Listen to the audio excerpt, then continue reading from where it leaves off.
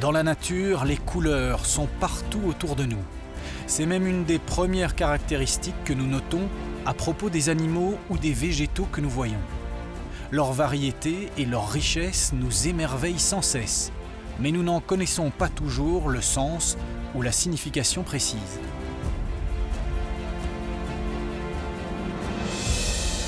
Bonsoir et bienvenue dans le monde des couleurs. Ce soir, votre jardin extraordinaire vous emmène dans un périple à la découverte des tonalités colorées qui nous entourent pratiquement partout dans la nature. Depuis longtemps, les scientifiques ont identifié les grandes fonctions des couleurs pour les animaux. Se camoufler ou au contraire se montrer, comme par exemple pour les oiseaux en parade nuptiale, et enfin réguler sa température. Mais bien des mystères subsistent concernant les couleurs et leurs utilisations par les animaux.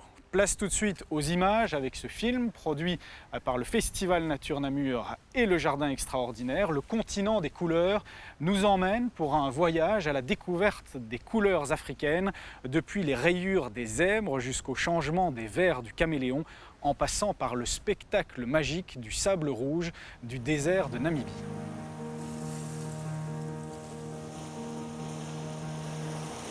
Pendant des siècles, il a été appelé le continent noir. Mais chaque matin, dès les premiers rayons du soleil, la nature africaine se compose d'une palette de couleurs toutes plus extraordinaires les unes que les autres.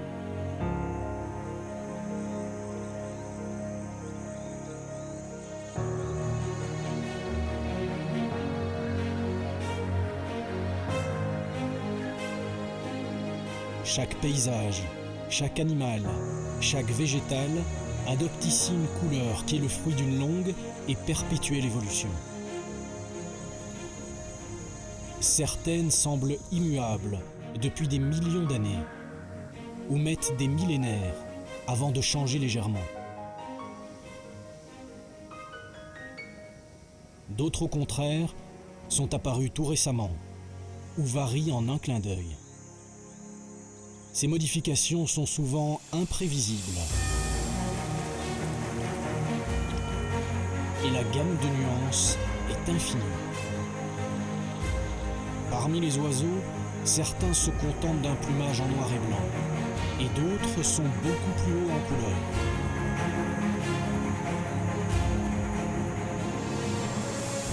Chez les mammifères, les uns ont une robe totalement unie, alors que d'autres arborent des pois, des lignes ou encore des taches.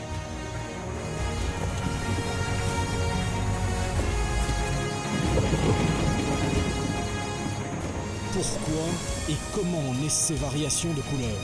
Signifient-elles quelque chose ou absolument rien? En connaissons-nous l'essence ou reste-t-elle un mystère complet? Bienvenue dans ce fantastique voyage à travers le continent des couleurs.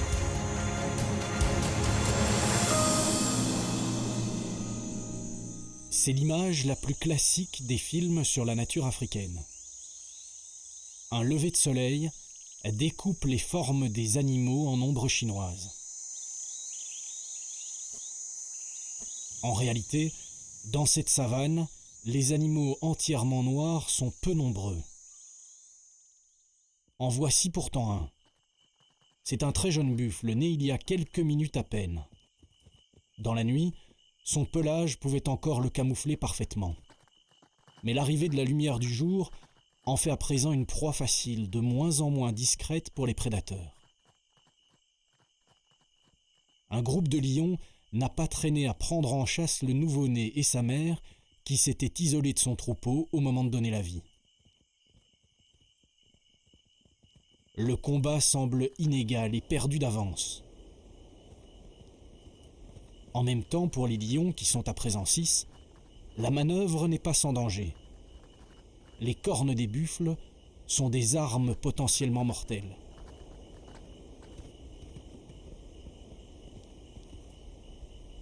La seule toute petite chance de cette femelle, c'est l'inexpérience de ces jeunes lions. Peut-être pourra-t-elle arriver à les repousser ou à les dissuader. Mais les lions l'isolent, l'attirent de plus en plus loin.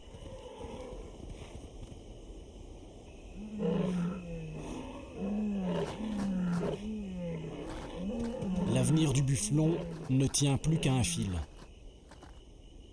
Les lions semblent pratiquement avoir gagné la partie. Mais la femelle buffle n'abandonnera pas la lutte.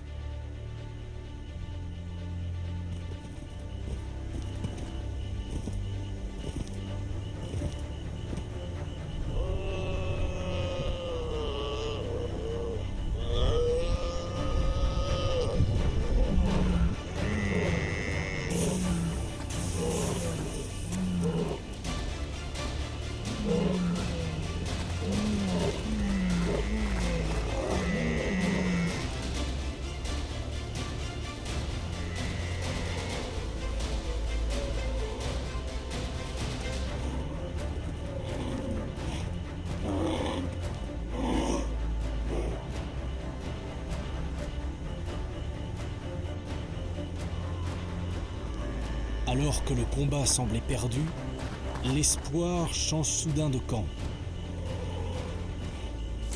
Deux grands mâles arrivent à la rescousse et, furieux, se pressent de disperser les lions. Pour cette fois, le festin qui semblait promis aux prédateurs leur échappe. Dans cette lutte pour la vie, ce n'est pas sa couleur, mais bien ses cris et la solidarité de son groupe qui ont sauvé le jeune bufflon. La couleur des buffles n'est assurément pas très discrète, d'autant plus qu'ils passent une grande partie de la journée en milieu ouvert pour mieux voir arriver les dangers. Leur couleur est générée par la mélanine, le principal pigment qui colore les mammifères. Fortement concentrée, la mélanine donne cette teinte noire à la fourrure et surtout forme une barrière contre les ultraviolets. C'est un écran solaire naturel. Dans les forêts, les plaines ou les déserts africains, on pourrait penser que le rose est plutôt rare.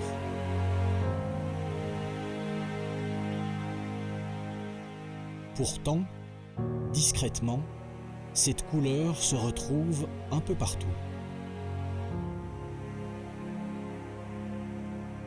Au milieu de la savane, si le rose est bien caché, il finit toujours par se dévoiler à qui s'est observé.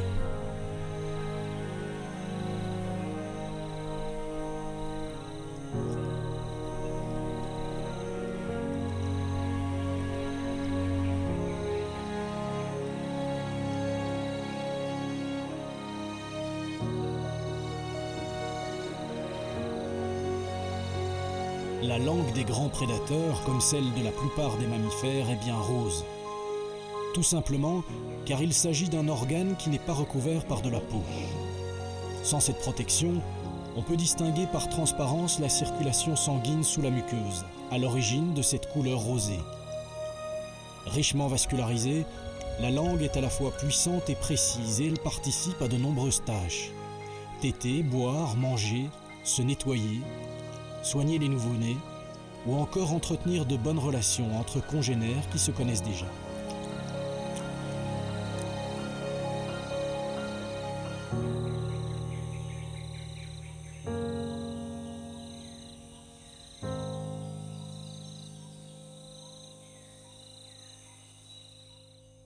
Mais il y a une exception, et elle est de taille.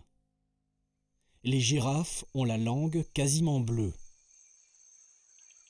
Perchée à plus de 5 mètres, la langue de ces géantes est régulièrement sortie et risque donc un coup de soleil.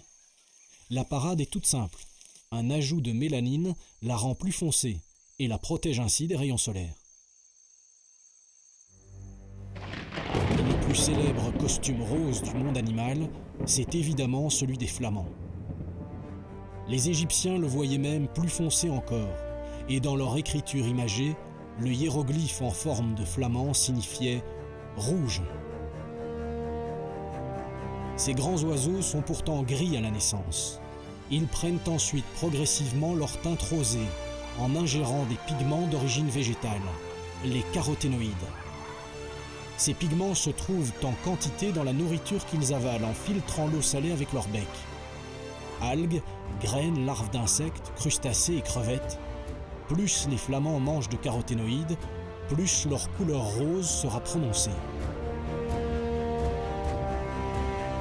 Cet indicateur coloré a peut-être un autre intérêt pour ces animaux. Les caroténoïdes sont aussi des immunostimulants. Autrement dit, plus un flamand est rose, plus il serait résistant aux maladies. Un mâle très rose serait donc plus attractif pour les femelles, car il donnerait des jeunes en meilleure santé.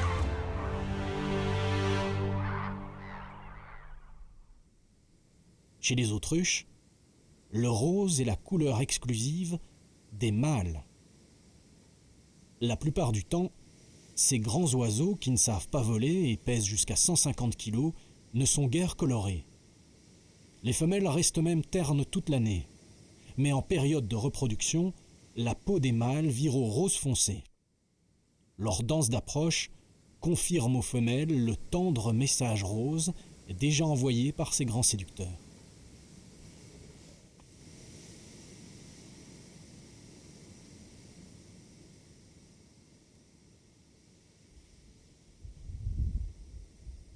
D'autres oiseaux laissent apparaître leur peau rosée.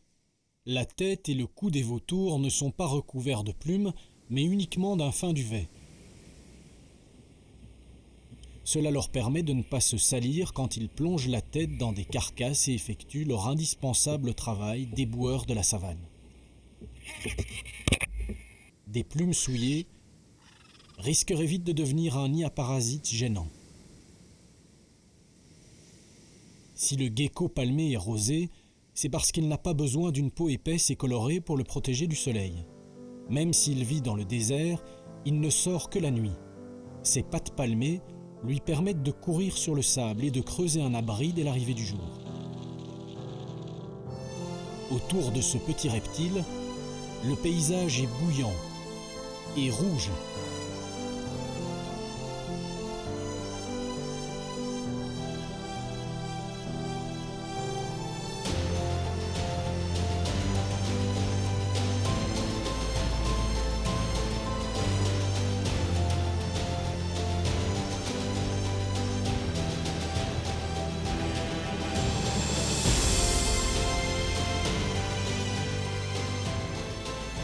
Ce désert rouge, c'est celui du Namib. Un désert qui paraît presque vivant car ses dunes, loin d'être immobiles, sont constamment en mouvement. Le vent les déplace progressivement et le paysage change lentement, mais tout le temps. Ce sont les plus hautes dunes du monde, culminant à près de 400 mètres. Si en de nombreux endroits, le sable apparaît rouge, c'est en raison d'infinies et minuscules particules de roches broyées, colorées par de l'oxyde de fer. C'est cette même molécule qui donne au sang des mammifères sa couleur rouge. Quand cette couleur se répand dans la savane, cela signifie souvent la fin d'une vie, qui en nourrira beaucoup d'autres. Dès que les lions abandonneront cette carcasse de gnous, elle deviendra un champ de bataille entre les charognards.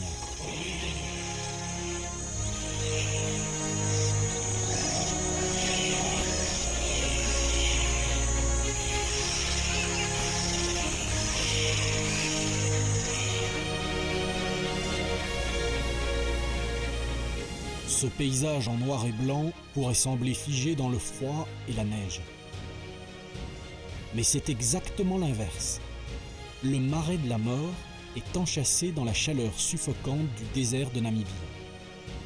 Au sol, ce n'est pas de la neige, mais de l'argile.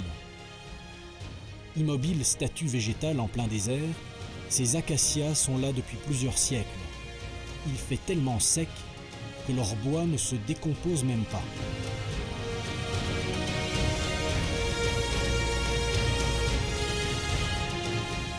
Dans cet endroit, les animaux sont rares, à l'exception de quelques corbeaux-pilles. Comme ces corvidés, de nombreuses espèces d'oiseaux se contentent d'un aspect noir et blanc.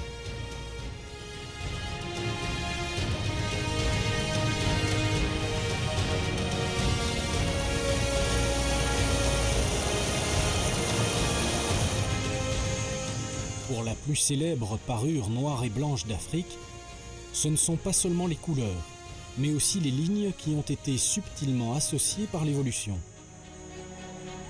Chacun de ces équidés a son propre dessin. Comme une empreinte digitale, un code ADN, leurs zébrures sont uniques. Mais à quoi peuvent-elles bien servir? Quel que soit l'endroit, ces stries ne forment pas un bon camouflage, du moins à nos yeux. Car tout dépend de l'ennemi dont on veut se cacher. Les mouches tsetse sont un des dangers de la savane. Leur piqûre n'est pas mortelle, mais ces insectes transmettent des maladies qui affaiblissent les animaux et les rendent plus vulnérables. Les mouches tsetse identifient leurs victimes en ciblant des taches relativement unies. Les zébrures rendent cette détection plus difficile et les zèbres sont ainsi moins piquées que d'autres animaux.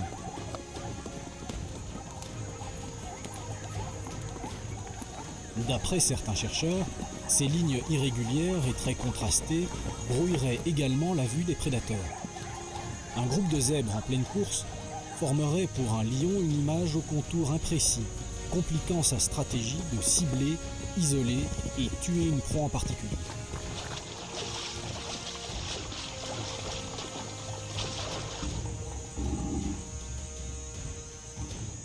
Mais les plus belles théories se confrontent tôt ou tard à la réalité. Ainsi, les lions tuent proportionnellement autant de zèbres que d'autres proies. Ce grand lion mâle est appelé Scarface, en référence à sa cicatrice.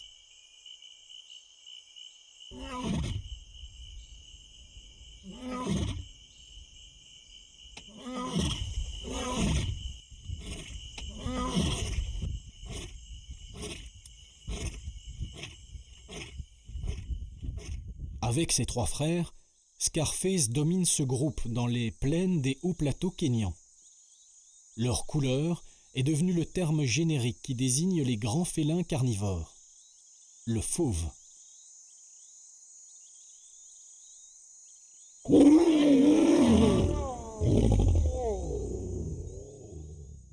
Dans ce groupe, seuls les 4 mâles dominants peuvent s'accoupler avec les femelles. D'après certaines recherches, les lionnes favorisent les mâles avec la crinière la plus dense et la plus sombre, signe de bonne santé et garantie d'une descendance plus résistante. Si les lions et les félins en général perçoivent moins de couleurs que les humains, leur vision est bien meilleure que la nôtre dès la tombée de la nuit. Voici un petit félin qui voit et vit la nuit. C'est la discrète genette.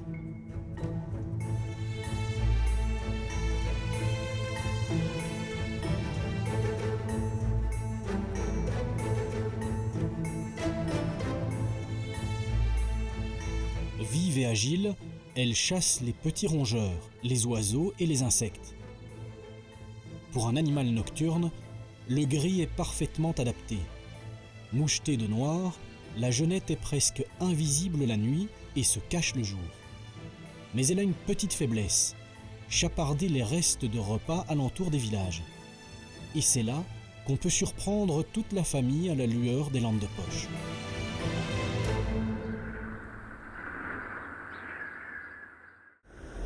Le gris n'est pas très courant pour les animaux de la savane, à 3 très grosses exceptions près. Hasard ou stratégie commune, les 3 plus grands mammifères terrestres actuels sont gris. L'éléphant, comme le rhinocéros et l'hippopotame, ne font en effet guère preuve de créativité dans le choix de leur couleur de camouflage. Ces animaux n'ayant pas besoin de se cacher, le gris semble en vérité un bon compromis. Comme dans la plupart des cas, la couleur d'un animal est en effet un équilibre entre plusieurs facteurs. Le gris permet à ces géants d'être suffisamment foncés afin d'absorber la chaleur et de ne pas prendre froid, et suffisamment clair pour ne pas accumuler trop de chaleur et en souffrir. Si le gris n'est pas très courant pour les animaux de la savane, le bleu semble à première vue totalement absent de la panoplie des mammifères. Mais il y a bien entendu des exceptions.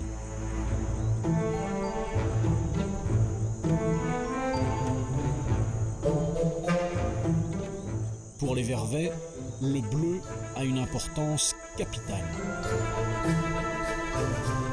Plus un mâle occupe un rang élevé dans la hiérarchie de son groupe, plus la couleur de ses attributs masculins est marquée. Parmi les oiseaux, le bleu est beaucoup plus courant. Chez les rôliers, les martins pêcheurs, les martins chasseurs ou les merles métalliques, pas de différence, mâle et femelle affichent tous deux leurs touches de bleu bien voyantes.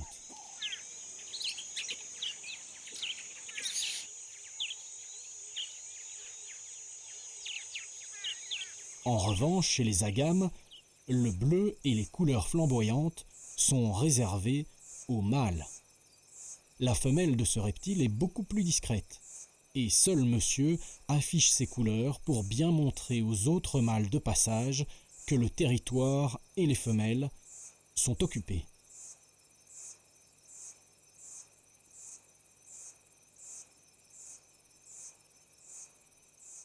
La couleur jaune s'observe bien plus fréquemment dès les plages africaines et jusque dans les savanes.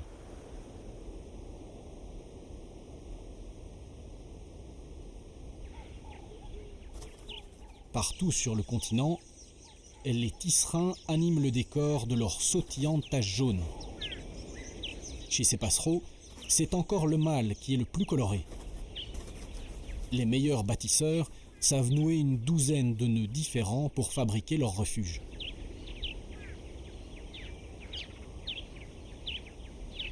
Un refuge, elle le porte sur le dos. La couleur sable des tortues terrestres les rendent plutôt discrètes. Sous leur carapace très solide, elles peuvent vivre plus de 50 ans. Usées par les années, les plus âgées présentent une couleur quasiment unie. Pourtant, lorsqu'elles sont plus jeunes, les tortues de cette espèce ont une apparence plus discrète encore. C'est la tortue léopard, qui, malgré son nom, ne dévore que des feuilles.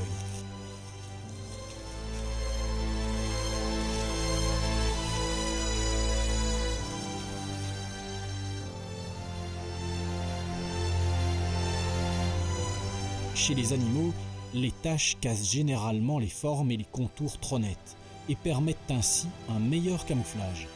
C'est vital pour les proies qui se dissimulent, comme pour les prédateurs en quête de nourriture.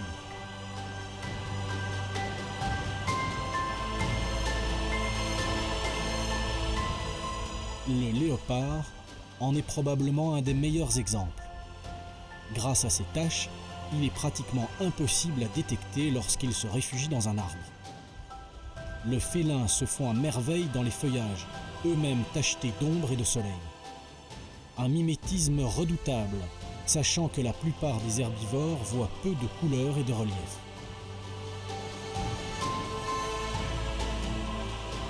Malgré sa pointe de vitesse, le guépard a tout intérêt à se camoufler pour chasser et se protéger.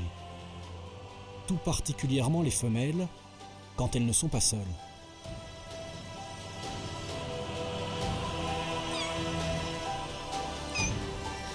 Les jeunes guépards sont fréquemment victimes des hyènes ou des lions.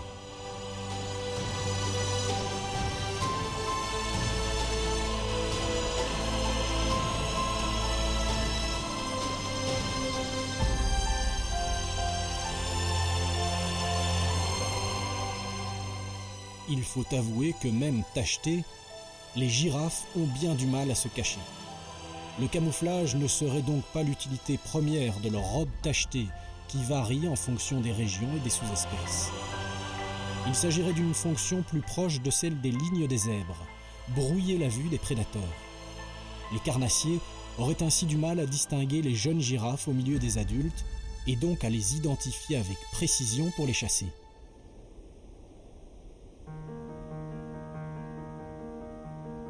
Si aucun mammifère n'est vert, les oiseaux et les reptiles sont quelques-uns à arborer cette couleur.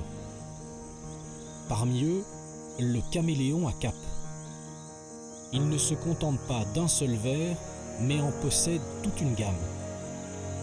Sa peau est composée de milliers de chromatophores dont la couleur varie en fonction de l'environnement et de l'humeur du caméléon. un changement de décor ou de température, un stress, une peur ou de l'excitation, et le caméléon sécrète de l'intermidine. Cette hormone provoque de petites contractions musculaires qui modifient le fonctionnement des cellules pigmentaires de la peau. Certaines études semblent aujourd'hui démontrer que le plus souvent, les caméléons ne changent pas de couleur pour se dissimuler, mais bien pour se faire remarquer par leurs congénères. Ces variations de couleurs seraient donc plus importantes au moment des parades amoureuses ou des combats entre mâles qu'à l'approche d'un prédateur.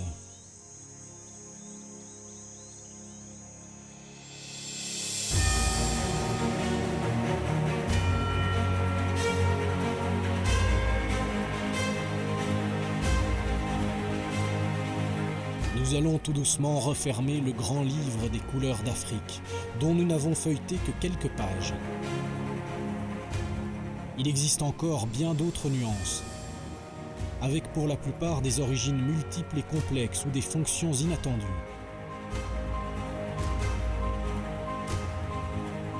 La nature déploie d'incroyables efforts pour colorer le monde du vivant, et nous n'avons pas toujours d'explication logique ou rationnelle à proposer. Actrices muettes, les couleurs nous en disent pourtant bien plus que le plaisir des yeux qu'elles nous offrent, et elles nous ouvrent les portes de mondes fantastiques encore largement inexplorés.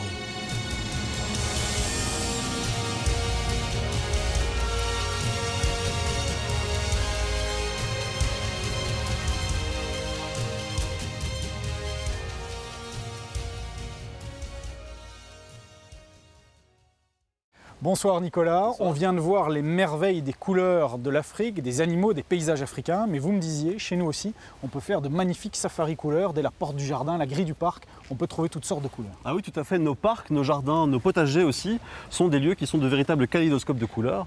On retrouve évidemment plein de plantes qui ont des couleurs spécifiques. On pense aux fleurs, évidemment dans un premier temps, et les couleurs des fleurs leur servent à attirer des insectes qui vont transporter le pollen d'une fleur à l'autre et qui vont donc contribuer à la reproduction de ces plantes.